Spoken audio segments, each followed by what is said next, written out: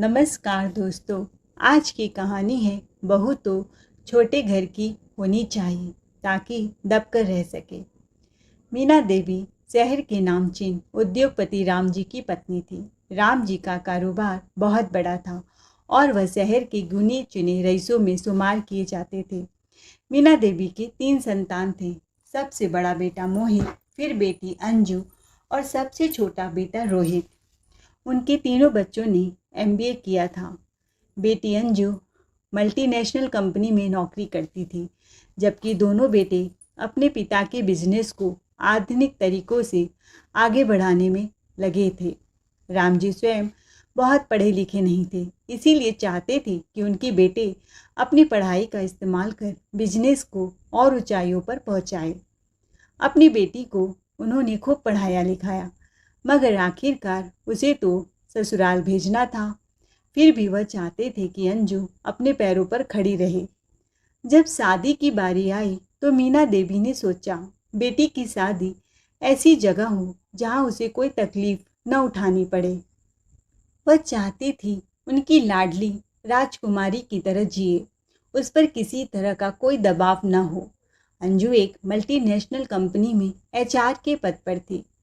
मीना देवी ने उसके लिए एक अच्छे इंजीनियर वर को चुना, जमकर दहेज दिया और यह भी सुनिश्चित कर लिया कि बेटी दामाद दूसरे घर में रहे, ताकि ससुराल पक्ष के रोजमर्रा के झगड़ों से अंजू को कभी न गुजरना पड़े। संयोग से लड़के की मां का देहांत हो चुका था, जिससे मीना देवी अंदर ही अंदर बड़ी खुश हुई। बेटी को सास की तानाशाही का सामना ही नहीं करना पड़ेगा। अंजू की शादी बड़ी धूमधाम से हुई और वह अपने पति के संग एक नए घर में आरामदायक जीवन बिताने लगी। वह मायके आती और ससुराल से उसे कोई मतलब ही नहीं था। हालांकि उसके जेठ जेठानी और ससुर थे, फिर भी वह उनसे कोई मतलब नहीं रखती थी। मीना देवी अपनी बेटी की इस सुखद स्थिति से बेहद प्रसन्न थी। अब बारी आई बेटे मोहित की शादी का। यहाँ मीना देवी की सोच बिल्कुल अलग थी। उन्हें लगता था अगर बहू पढ़ी लिखी, स्मार्ट और आत्मनिर्भर होगी तो वह उनके दबाव में कभी नहीं रहेगी। वह नहीं चाहती थी कि बहू उनके सामने जुबान खोले या बराबरी का दर्जा दिखाए। उनकी चाहत थी बहू हमेशा उनकी और उनकी बेटी की सेवा करे और मायके का रुतबा उनके घर से कम हो, ताकि बहू कभी सिर उठाकर न बोल सके। इसी मानसिकता के कारण उन्होंने मोहित के लिए गांव की एक साधारण मध्यम वर्गीय परिवार की लड़की चुनी। लड़की का ग्रेजुएशन का अंतिम वर्ष चल रहा था, पर इतने बड़े घर से रिश्ता आते ही उसके माता पिता ने इसे बेटी का सौभाग्य मान लिया और तुरंत हाँ कर दी। उन्हें लगा कि उनकी बेटी की तो किस्मत खुल गई। पढ़ाई बीच में छोड़ दिया। इस तरह मोहित की शादी मोनिका से हो गई, एक सीधी सादी, कम पढ़ी लिखी, भोली सी लड़की से। यह फैसला मीना देवी ने बहुत सोच समझकर किया था। नई बहू का गृह प्रवेश हो चुका था। अब रोज रोज का हाल ये था कि मीना देवी जरा जरा सी बात पर मोनिका को ताने मारती और भोली भाली मोनिका सब कुछ चुपचाप सह लेती। जवाब देने की हिम्मत उसमें कहाँ थी। वह एक छोटे गांव के सरकारी स्कूल से पढ़ी थी। अंग्रेजी बोलना आता नहीं था और मायके का रुतबा भी ससुराल के बराबर नहीं था। इसीलिए जब भी मीना देवी या उनकी लाडली बेटी अंजू कोई व्यंग कसती, मोनिका सिर झुकाकर रह जाती। अंजू तो हर वीकेंड में मायके का चक्कर लगाने आती ही थी। माँ बेटी दोनों मिलकर मोनिका का जीना हराम कर देती। कभी उसके कम पढ़े लिखे होने पर ताना मारती, कभी अंग्रेजी न जानने पर मजाक करती। घर में उसकी कोई अहमियत ही नहीं बची थी। मोहित यह सब देखता तो परेशान हो उठता, पर जैसे ही वह अपनी पत्नी का पक्ष लेता, पूरा घर उस पर टूट पड़ता। मीना देवी झिड़क देती, जब से तेरी शादी हुई है तू तो बीवी का गुलाम बन गया है। और फिर बहन अंजू, छोटा भाई रोहित, यहाँ तक कि पिता राम जी भी मोहित की बात काटने लगते। मीना देवी ने सब सोचा समझा ही था। बेटी को काबिल बनाकर अमीर घर में भेजा ताकि कभी किसी का दबाव उस पर न पड़े। दहेज भी भरपूर दिया था और बहू ऐसे चुनी जिस पर जिंदगी भर हुकूमत चला सके, ताकि माँ बेटी दोनों का राज बना रहे, उनका दबदबा बना रहे। ऐसे ही 6 महीने बीत गए। एक दिन की बात है, रोहित गुस्से से पूरा घर सिर पर उठा लिया। भाभी भाभी, कहाँ हो आप? मर गई क्या? मैंने सुबह सुबह ही आपको बताया था ना, आज रात मेरे दोस्त के घर पार्टी है, मुझे टाइम से जाना है। और आप है कि मेरे कपड़े अभी तक प्रेस ही नहीं किए। भाभी, आपको दिन भर काम ही क्या रहता है? बस इधर उधर टहलना, आराम से खाना पीना, बस यही 2 काम रह गए हैं। हम लोग तो बाहर जाकर कमाते हैं। भैया तो शहर से बाहर बिजनेस संभाल रहे हैं और आप घर के छोटे छोटे काम के लिए भी टाइम नहीं निकाल पाती। मोनिका ने धीरे से कहा, देवर जी, इस घर में एक काम वाली तक मेरी मदद को नहीं है। झाड़ू पोछा बर्तन कपड़ा सब मैंने ही किया है। देखिए तो मेरे हाथों में छाले पड़ गए हैं। ऐसी हालत में मैं आपके कपड़े कैसे प्रेस करती? बहुत दर्द हो रहे हैं। रोहित तीखे स्वर में बोला, अरे भाभी, मायके में क्या नौकर चाकरों की फौज पल रही थी? वहाँ तो सब काम बिना नौकरों के ही चलता होगा। यहाँ तो तुम्हें तो इतनी छूट है, सब बढ़िया बढ़िया खाने को मिलता है, फिर भी तुम्हें शिकायत रहती है कि कोई हेल्पर नहीं है। सास मीना जी भी कमरे से आईं। बर्तन धोने झाड़ू पोछा का काम शांति काकी का है, पर 1 हफ्ते के लिए उन्होंने छुट्टी ली है। तो बहू 2-4 दिन अगर बर्तन झाड़ू पोछा कर दिया तो कौन सा आसमान टूट पड़ा? उनकी बेटी अंजू कहाँ पीछे हटने वाली थी, मुंह बनाकर बोली, अरे माँ, अब तो नौकरों को भी नौकरानी चाहिए। सब कहकर हंसी करने लगे। अब तो मोनिका महारानी को भी नौकरानी चाहिए। मायके में तो कभी एक नौकर भी नहीं देखा होगा और यहाँ ससुराल में 2-2 हेल्पर हैं, फिर भी हमारी भाभी को और नौकर चाहिए। ये तो हद ही हो गई। जैसे ही आज मोनिका ने पहली बार मुंह खोला, देवर सास और ननंद सब एकजुट होकर मोनिका पर झपट पड़े। ताने पर ताने, चुपती हुई बातें, मानो पूरा घर उसी के खिलाफ खड़ा हो गया हो। उसका पति मोहित तो बाहर काम पर गया हुआ था, इसीलिए मोनिका अकेले ही सबकी बात सुनती रही। बेचारी का चेहरा उतर गया, आंखें भर आईं और चुपचाप मुंह लटकाए अपने कमरे में जाकर फूट फूट कर रोने लगी। दरअसल मीना जी हमेशा बहू को कामों में उलझाए रहती, इसीलिए नौकरों की बीच बीच में छुट्टी करती रहती ताकि वह बहू को मुट्ठी में दबाकर रह सके। अब तो अक्सर रोहित मोनिका को ताने कस देता, उसके लिए भी भाभी की कोई इज्जत नहीं थी। पर मोहित के लिए तो मोनिका उसकी जीवन संगिनी थी। वह जब भी पत्नी का बचाव करता, घर में झगड़ा खड़ा हो जाता। मोनिका के मायके वाले भी उतने समर्थ नहीं थे कि ससुराल के सामने टिक सके। उल्टा मोनिका ने ही अपने माता पिता को मना कर दिया कि वे बीच में ना पड़े, वरना उनकी ही बेइज्जती होगी। हालांकि मुश्किलें ढेरों थी, लेकिन मोनिका को तसल्ली थी कि उसका पति उससे बेइंतहा मोहब्बत करता है। यही सोचकर उसके माता पिता भी संतुष्ट थे। बेटी का पति उसके साथ है तो धीरे धीरे सब ठीक हो जाएगा। लेकिन हालात थमने का नाम नहीं ले रहे थे। इसी बीच छोटे बेटे रोहित की शादी के लिए रिश्ता आने लगा। अब फिर से मीना देवी का शातिर दिमाग चलने लगा। उनका इरादा था दूसरी बहू भी ऐसी ही लाएंगे जैसी मोनिका है, सीधी सादी गऊ जैसी, दबने वाली, ताकि माँ बेटी दोनों का दबदबा बना रहे। इधर अंजू की तो और भी बड़ी ख्वाहिश थी कि जब भी मायके आऊँ, दोनों भाभियाँ मेरी सेवा में चाकरी में लगी रहें, पढ़ी लिखी कम हों, ताकि मैं उन पर हमेशा हावी रह सकूं और उनका मजाक उड़ाती रहूं। लेकिन इस बार हालात बदल गए। रोहित लंबे समय से सब कुछ देख रहा था। वह जान चुका था कि माँ और बहन की असली मंशा क्या है। खुद भी कई बार भाभी का मजाक उड़ाता था, मगर दिल की किसी कोने में उसे अपने बड़े भाई मोहित की पीड़ा का एहसास था। रोहित ने ठान लिया, मैं माँ को अपने साथ यह खेल नहीं खेलने दूंगा। अगर मैं माँ की बात मानकर किसी अनपढ़ और छोटे घर की लड़की से शादी कर लूँगा तो मेरी ज़िंदगी भी भाई जैसी नरक बन जाएगी। इसीलिए उसने साफ इनकार कर दिया।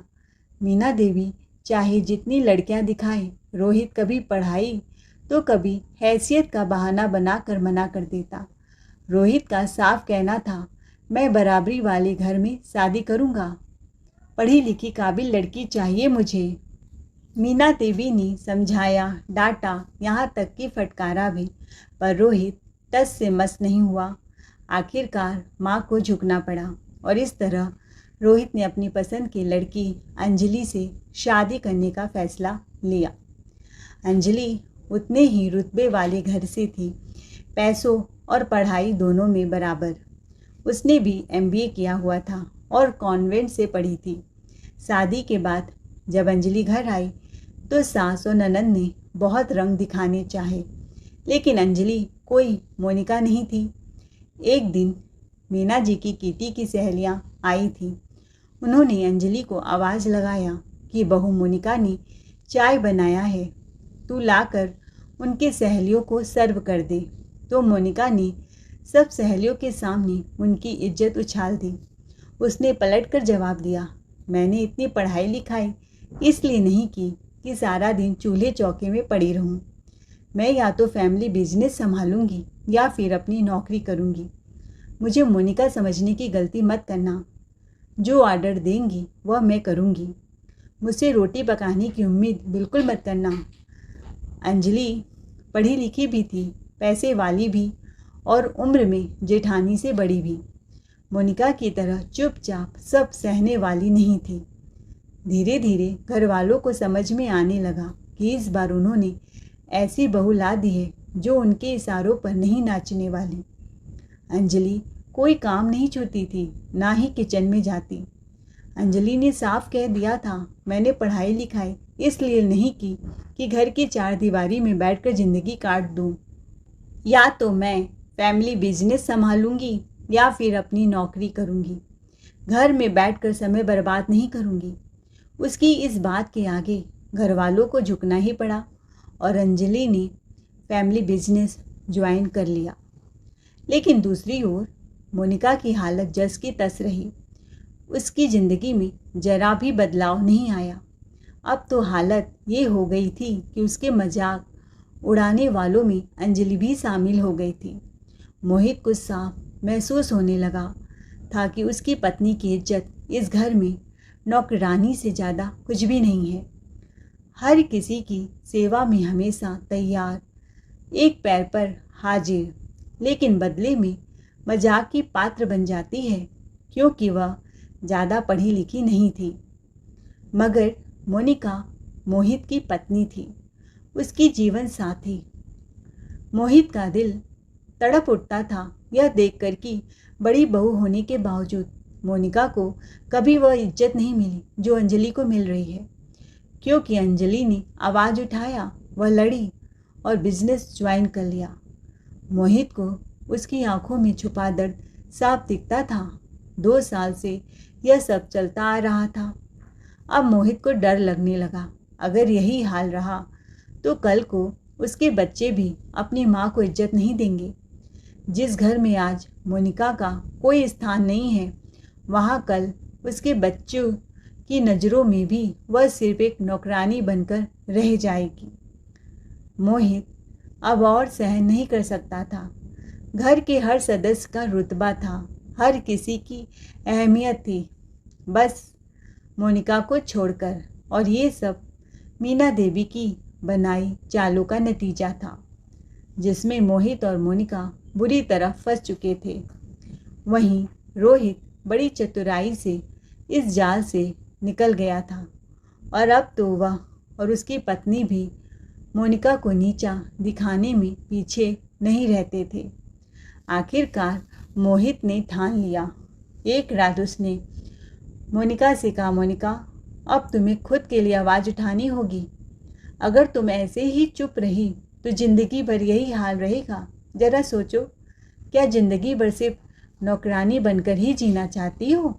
देखो तो अंजलि को घर में कदम रखते ही उसने बिजनेस की बागडोर संभाल ली और देखते ही देखते घर की असली मालकिन बन बैठी है। ये हुई ना असली बहू की पहचान। और तुम बस बर्तन झाड़ू में ही उलझकर रह गई हो। तुम में आत्मसम्मान की चीज़ है कि नहीं? कभी आईने में झांका है? वहाँ दिखेगा कि तुम्हारे पास स्वाभिमान नाम का रत्ती भर भी अंश है या सब बेचाई हो। अगर इंसान अपने लिए खड़ा नहीं होगा तो दुनिया वाले उसे पैर की जूती बना देंगे। तुम इतनी सहनशील हो गई हो कि लोग तुम्हें चलती फिरती बेजान मूर्ति मानने लगे हैं। अब तो कुछ बोलो। मोनिका ने आंसू भरी आंखों से जवाब दिया, पर मैं क्या कर सकती हूँ जी, मैं तो ज़्यादा पढ़ी लिखी भी नहीं हूँ। न मेरे मम्मी पापा इतने समर्थ हैं कि मैं मायके जाकर पढ़ाई जारी रख सकूँ, और ससुराल वाले तो मुझे मायके भेज कर रहने देंगे नहीं। उन्हें अपने रुतबे की फिक्र है। घर में रहते हुए मैं पढ़ाई भी आगे नहीं बढ़ा सकती। मुझे समझ ही नहीं आता मैं क्या करूं। और अब तो सच कहूं ये सब मुझसे भी बर्दाश्त नहीं होता। मैं सरकारी स्कूल में पढ़ी हूं, इसीलिए अंग्रेजी भी आप लोगों की तरह नहीं बोल पाती। यही मेरी सबसे बड़ी कमी है। वजह यही थी कि सब लोग मोनिका का मजाक बनाते रहते थे। मोहित ने उसे समझाया, कोई बात नहीं, अगर तुम इंग्लिश नहीं बोल पाती तो इसमें शर्म की बात नहीं है। हम भारत में रहते हैं। तुम्हें हिंदी तो आती ही है, लेकिन हाँ, तुम्हें खुद को और काबिल बनाना होगा। मोनिका ने धीरे से कहा, तो मैं क्या करूँ?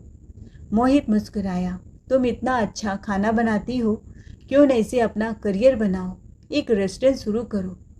मोनिका हतप्रभ थी। ये सब कैसे होगा जी? मुझसे नहीं होगा। मोहित ने आत्मविश्वास से कहा, क्यों नहीं होगा? तुम मेरी पत्नी हो। मैंने काफ़ी पैसे जोड़ रखे हैं। ज़मीन जायदाद की भी कोई कमी नहीं है। हमारी दूर एक पुरानी दुकान जो हम उसे रेस्टोरेंट में बदल देंगे। भगवान की दया से हमें संसाधनों की कमी नहीं। अब सिर्फ तुम्हें अपनी काबिलियत दिखानी है। जब यह बात मीना जी को पता चली तो उन्होंने इसका कड़ा विरोध किया। घर में इस पर तूफान उठ खड़ा हुआ। सबने सवाल किया, अगर मोनिका बिजनेस करेगी तो घर कौन संभालेगा? मोहित ने डटकर कहा, मोनिका कोई नौकरानी नहीं है। अगर छोटी बहू फैमिली बिजनेस देख सकती है, बेटी नौकरी कर सकती है, तो बड़ी बहू को भी हक है। इतने साल चुप रहे, अब नहीं। अब मोनिका का रेस्टोरेंट खुलकर ही रहेगा। मीना देवी और बाकी ने व्यंग कसते हुए कहा, तेरी अनपढ़ गंवार बीबी बिजनेस के काबिल नहीं है। और इसके पहनने ओढ़ने का ढंग तो देखो, ऐसे कपड़े पहनने का भी शौर नहीं है। क्या रेस्टोरेंट इतना बड़ा खाक चलाएगी? 2-4 डिशेज अच्छा बना लेने से कोई महारत नहीं हासिल हो गया है। 4 लोगों के बीच अंग्रेजी में बात भी करनी पड़ती है। इसे क्या आता है? ग्रेजुएशन भी तो इसका पूरा नहीं हुआ है। गांव के किसी सरकारी स्कूल से पढ़कर आई है। पता नहीं डिग्री असली है कि नकली। घर के काम तो ठीक से कर पाती नहीं, रेस्टोरेंट चलाएगी? अंजलि को देखकर लगता है अब तेरे भी पर निकल आए हैं मोनिका। माँ जी, अब तक तो मैं चुप रही, पर अब नहीं। अब मैं भी दुनिया के साथ कदम से कदम मिलाऊंगी। मैं इस घर की नौकरानी नहीं कि हर वक्त जी हजूरी करती रहूं सबकी। आज जरा जुबान खोली तो आप सबको मिर्ची लग रही है ना? शादी के समय सोचा था मेरी किस्मत चमक गई, पर यहाँ आकर तो किस्मत रो रही है मेरी। अब समझ में आया कि औरत का पढ़ा लिखा होना कितना ज़रूरी होता है, नहीं तो उसकी मजबूरी का हर कोई फ़ायदा उठाता है। लेकिन अब और नहीं, अब मैं अपनी पहचान बनाकर दिखाऊंगी। मोनिका ने कहा तो सास ने ताना कसते हुए कहा, वारी बहू, अरे जिसे ठीक से बोलना तक नहीं आता, 2 लाइन अंग्रेजी जुबान से फिसलती नहीं, वो बड़ी आई कदम से कदम मिलाने। नई नई रेसिपी की बात करेगी। तेरी जैसी लड़की को तो स्कूल के गेट से ही लौटा देना चाहिए था। अंजलि हंसते हुए, हाँ हाँ हाँ, सही कहा माँ जी। ये बहू नहीं, घर में कोई अनपढ़ निकम्मी काम वाली उठाकर ले आए हो जैसे, और अब कह रही हैं रेस्टोरेंट खोलेंगी महारानी।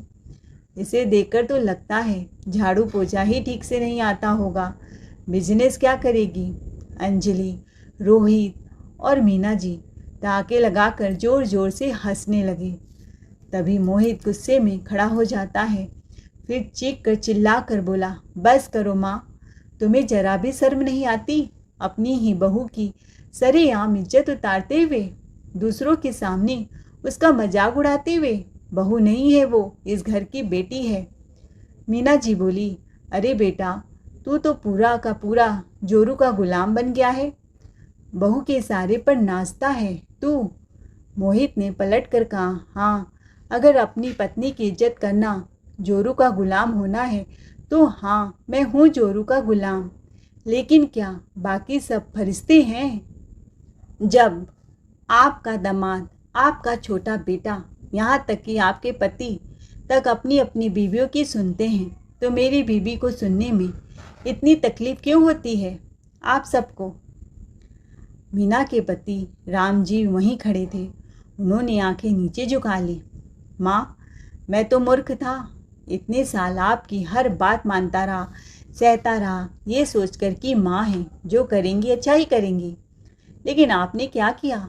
आपने मेरी पत्नी का हर रोज़ अपमान किया, उसे सबके सामने नीचा दिखाया। और अब सुन लो माँ, अब मैं चुप नहीं रहूँगा।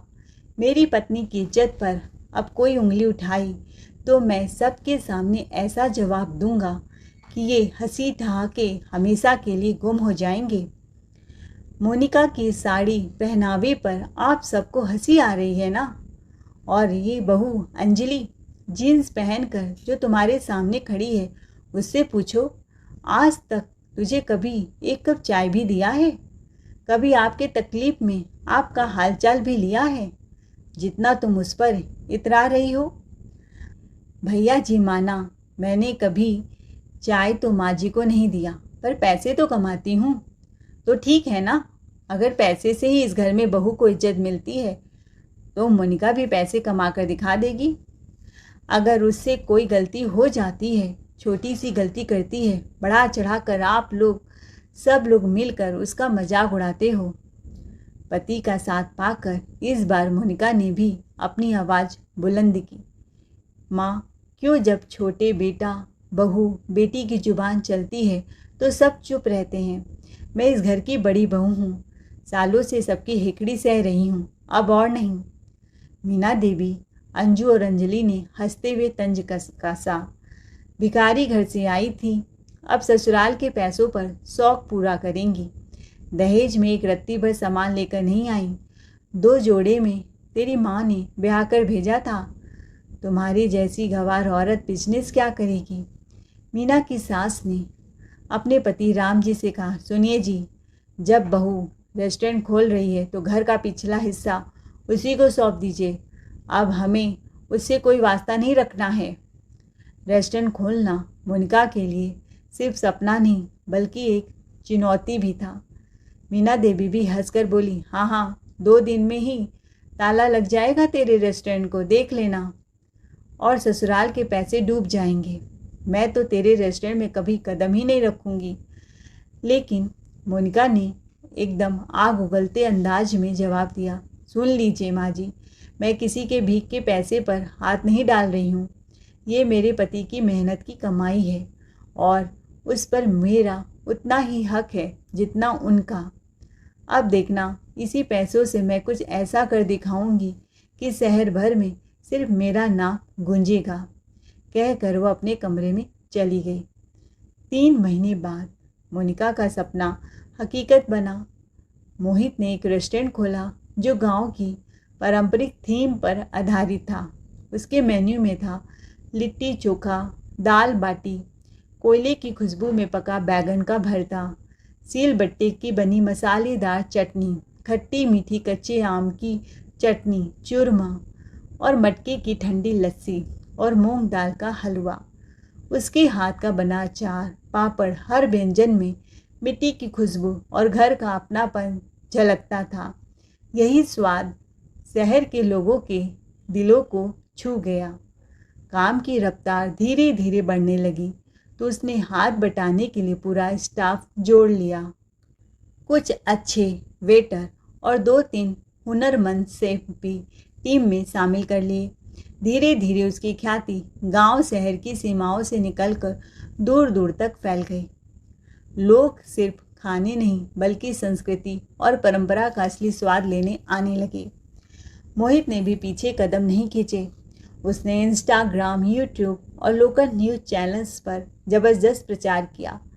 नतीजा यह हुआ कि मोनिका का रेस्टोरेंट चर्चाओं का केंद्र बन गया। केवल 2 सालों में ही उसका सपना आसमान की बुलंदियों तक पहुंच गया और मोनिका ने साबित कर दिया कि मेहनत, लगन और आत्मविश्वास से नामुमकिन को भी मुमकिन किया जा सकता है। फिर एक दिन मीना जी की एक सहेली किसी रेस्टोरेंट में अपना जन्मदिन पार्टी मनाने पहुंची। मीना देवी पूरे शाही अंदाज में सर धजकर वहां पहुंची।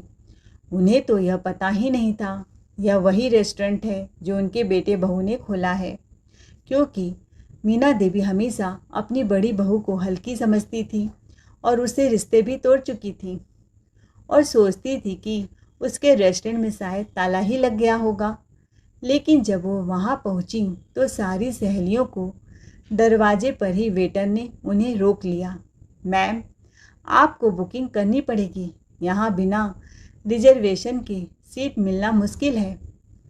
कितना भीड़ है देखिए ना, मीना जी भड़क कर बोली। अरे हटो, तुम जानते हो हम कौन हैं? वेटर ने मुस्कुराकर कहा। मैम, मालकिन का ऑर्डर है, यहाँ हर ग्राहक बराबर है, चाहे रिश्तेदार हो या बड़े लोग, सबको बुकिंग से ही एंट्री मिलेगी। यह सुनकर मीना जी का चेहरा लाल पीला हो गया। सहेलियाँ बंगले झांकने लगी। वेटर बोला, मैम आप हमारी मालकिन से बात कर लीजिए, हमारी मालकिन उधर बैठी हैं। मीना जी बोली, हाँ हाँ हम बात करते हैं। और जैसे ही उन्होंने पलट कर देखा तो उनकी आंखें फटी की फटी रह गईं। जब उन्होंने अपनी बड़ी बहू को देखा, एक शानदार साड़ी में, हाथ में आईफोन और गले में मोतियों की चेन, आत्मविश्वास से भरी अंग्रेजी में ग्राहकों से बातचीत करती हुई, तो मीना देवी की तो सांस हलक में ही फंस गई। मोनिका भी अपने सास के सामने देखकर आश्चर्य से चौंक गई और बोली, yes mummy ji, what can I do for you? What's your problem? Why are you here? This is my restaurant. इतनी फर्राटेदार अंग्रेजी, इतना कॉन्फिडेंस से देखकर उनका तो सर ही चकरा गया। दूसरी तरफ रेस्टोरेंट में इतनी भीड़ और व्यवस्थित व्यवस्थाएं देखकर उनके होश उड़ गए। और जब उन्होंने अपनी बहू को देखा, मम्मी जी आप आखिरकार यहाँ आ ही गईं, हमेशा कहती थी कदम नहीं रखेंगी, तो कैसा लगा? उनकी सहेलियों ने हैरानी से कहा, यह तुम्हारा रेस्टोरेंट है? अरे मीना, यह तो तेरी बहू का रेस्टोरेंट है, तू तो मालकिन है। तेरी बहू ने तो कमाल कर दिया, तू तो कहती थी गांव की गवार है। मोनिका ने अपने सासू माँ के चरण स्पर्श किए और स्पेशल चेयर में उनको बिठाया। तरह तरह की डिशेस खिलाएं, पैसे भी नहीं लिए। और मम्मी जी आपको कैसा लगा मेरी मेहनत की कमाई का स्वाद? मीना जी के मुंह में तो ताला लग गया। उन्होंने सोचा था बहू के तो रेस्टोरेंट में ताला लग गया होगा। सहेलियाँ भी पीछे से ताना मारने लगी, अरे बहू तो रेस्टोरेंट की मालकिन बन गई है और तुम मीना अब भी जलकुड़ रही है। देखा, तुमने इतना ताना दिया, अपमान किया अपनी बहू का, फिर भी कितनी संस्कारी है, तुझे कितना मान सम्मान दे रही है। दोस्तों, मोनिका ने सिर्फ रेस्टोरेंट नहीं खोला था, उसने उन सब की जुबानें बंद कर दी थी जो रोज़ उसे नीचा दिखाने में लगे रहते थे। जब यह बात पता चली अंजलि और अंजू के, उनके बेहोश उड़ गए। हाय राम, ये तो हमारी 1 साल की तनख्वाह से भी ज़्यादा कमा लेती है, सिर्फ 1 महीने में। ससुर जी भी गर्व से छाती चौड़ी करके बोले, वाह बहू, अंजलि ने तो घर के बने बनाए बिजनेस में पैर रखा, लेकिन तूने तो हमारी खानदान की इज्जत को एक नए मुकाम पर पहुंचा दिया। अब शहर में हमारा नाम, बिजनेस और रेस्टोरेंट दोनों में चमक रहा है। अब हालात ये थे कि जहाँ पहले मोनिका हर समय ताने सुनती थी, वही अब घर में कोई भी उसकी आंखों में आंखें डालकर बात करने की हिम्मत नहीं करता था। अंजलि, अंजू और मीना देवी सब के सब अंदर ही अंदर जल भून कर रह जाती थी, लेकिन मोनिका और मोहित के आगे उनकी एक न चलती। मोनिका अब वही पुरानी सीधी सादी बहू नहीं रही थी। अब वह शहर की जानी मानी हस्ती थी, जिसकी इज्जत सिर्फ घर में ही नहीं बल्कि पूरे शहर में होती थी। दोस्तों, इस दुनिया का स्वभाव यही है कि जब तक आप चुपचाप झेलते रहेंगे, लोग आपको परेशान करते रहेंगे। इसीलिए अपने अधिकार और सम्मान के लिए खड़ा होना ही पड़ता है। आपको हमारी आज की कहानी कैसी लगी कमेंट करके ज़रूर बताएं। कहानी अच्छी लगी हो तो चैनल को लाइक शेयर सब्सक्राइब जरूर करें। Thanks for watching ARK voice.